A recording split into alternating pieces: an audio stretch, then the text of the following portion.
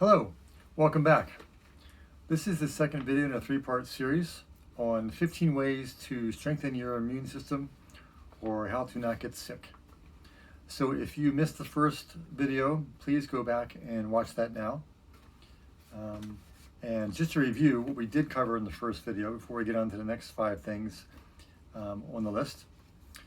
We talked about how important it is to get your sleep, get good quality sleep for your immunity.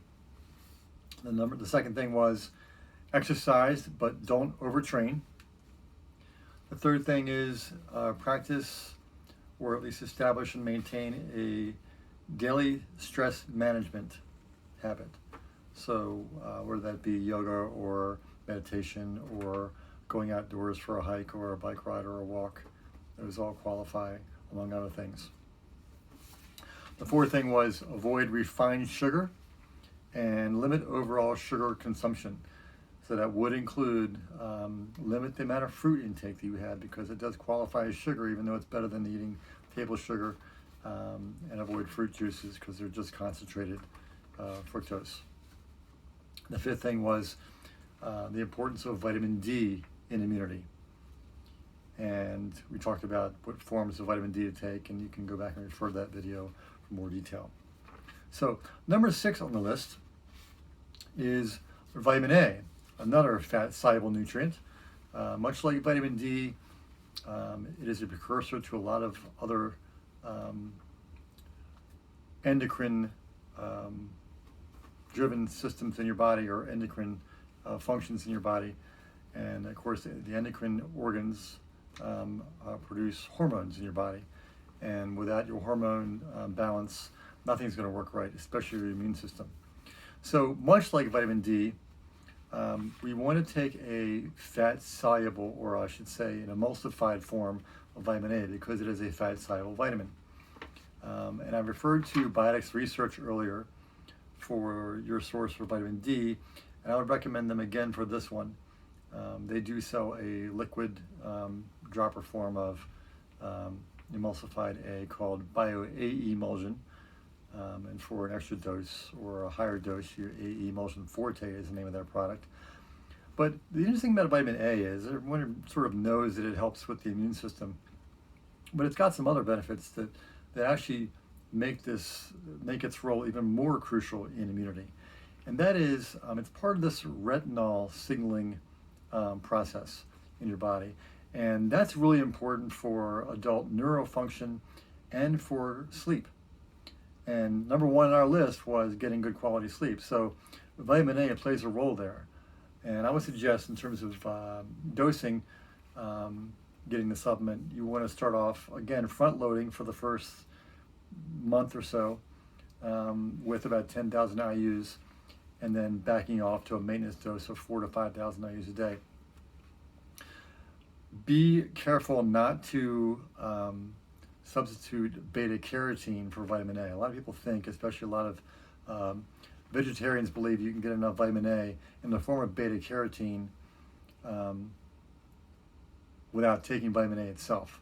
And that is simply not true. As a matter of fact, there are certain things that have to fall into place, sort of a perfect storm, so to speak, for your body to convert beta carotene to vitamin A, at least to the levels that you need it to do the things we're talking about here.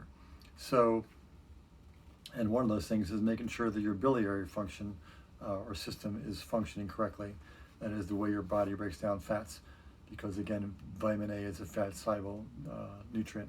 So in addition to that, another caution here is supplementing with beta carotene or any kind of a carotene supplement can be pretty risky. It can cause a host of other health issues, not the least of which can be carcinogenic. So I caution you to not take beta carotene supplements as a reliable source for vitamin A, at least the levels that we're talking about here.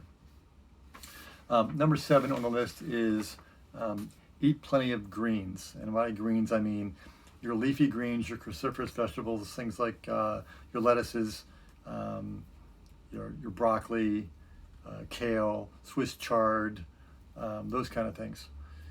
and bok choy qualifies in there um, as well as collard greens. The importance of green leafy vegetables is really because they are full of phytonutrients. And so they actually feed your liver and alkalize your liver and your blood. And this is really important because a disease state really does prefer an acidic environment. And by alkalizing your environment, you're really helping your immune system or supporting it even more so. Be careful not to rely on juicing for your sole source of these leafy greens. And I say that because most people, when they think of juicing, they throw in a lot of fruit with it as well. And so there we go again with the sugar issue that we have to be aware of. Now, I am a proponent of juicing vegetables as a way to boost your nutrient intake, these phytonutrients that we're talking about. But I would make it your only source. So in addition to the vegetables you're eating, if you feel like you're not getting enough servings in a day, then adding some vegetable juices is not a bad idea. A real simple recipe is I use green tea as my base, my liquid base. I brew some green tea, but you can use water as well. And then some fresh parsley, some juice from a lemon and a lime. And I throw in a little xylitol, a sugar alcohol sweetener, because it's sort of an antibacterial effect as well, and it doesn't metabolize like sugar does, like straight sugar does. There are a lot of toothpastes, as a matter of fact, made with xylitol as a sweetener now because of the antibacterial effect. And then I throw in some green apple skin, again, leaving the apple itself out because that's going to be more sugar, which I don't want in this particular recipe. And this, mix it all up, and I'll also throw some microgreens in there. But blend that all up together, and don't filter out the fiber or the pulp like you would in a typical juice.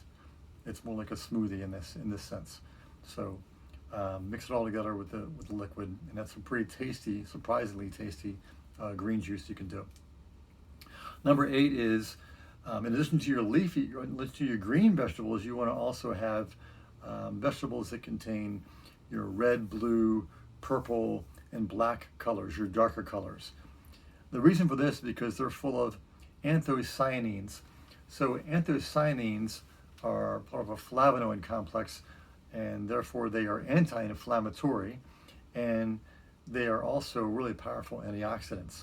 So what I'm talking about here is things like black beans, black lentils in terms of your legumes, but then you also have in your vegetable categories, you have red pepper, purple kohlrabi, purple carrots. Any of your red cabbages are great for this. But in the pigment itself, these darker pigments is where these anthocyanins are contained, and it's really, really good for your immune system. As a matter of fact, there's some research being done now on whether these specific nutrients, the anthocyanins, can help to prevent things like the SARS viruses from escalating into a really bad pneumonia situation. And anthocyanins may play a key role in that, so keep an eye on that kind of research. If you're going to do the legumes, I recommend soaking them overnight because that way you neutralize the phytic acid, which can serve as sort of an anti-nutrient, meaning it can leach out some essential minerals from your body like magnesium and calcium.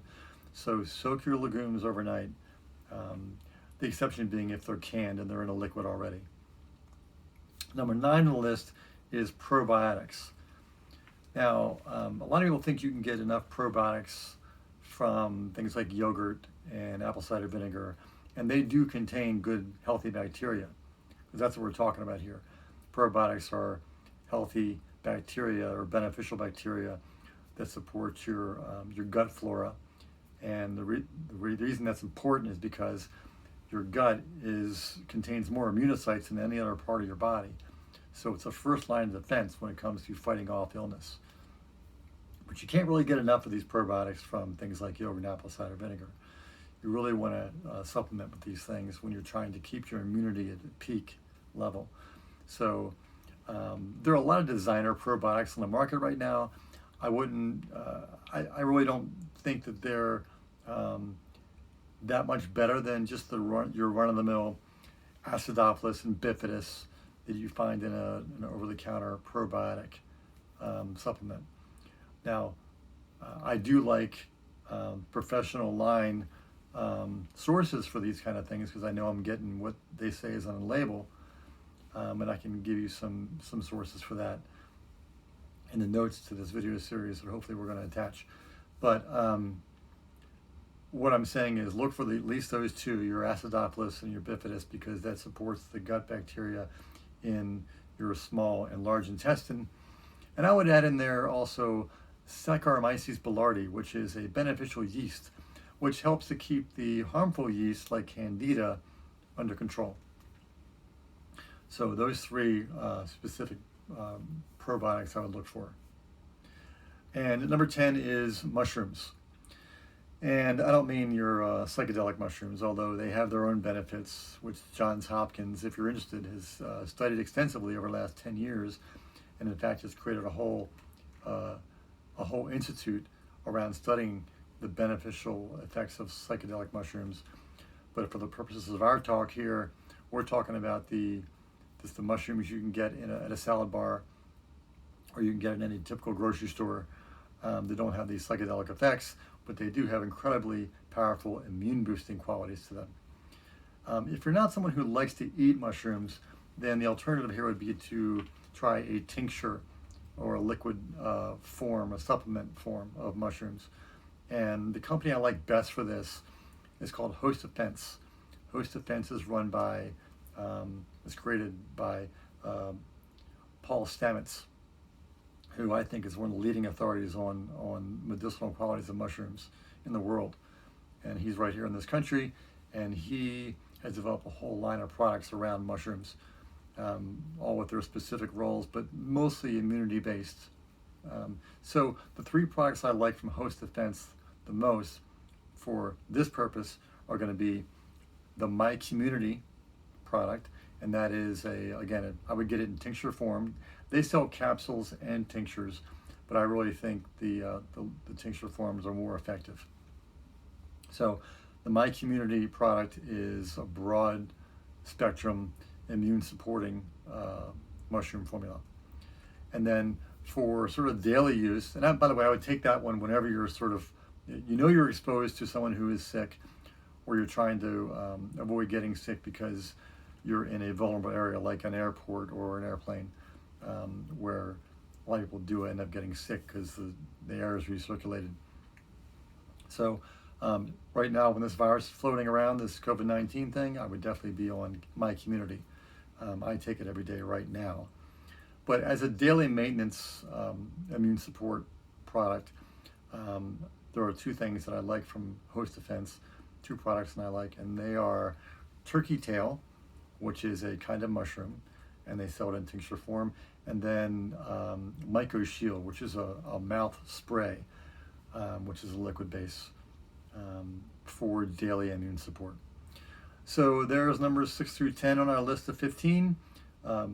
Please tune in for the third part of our video series, where we'll cover the last 5. Thanks again for tuning in, and stay healthy.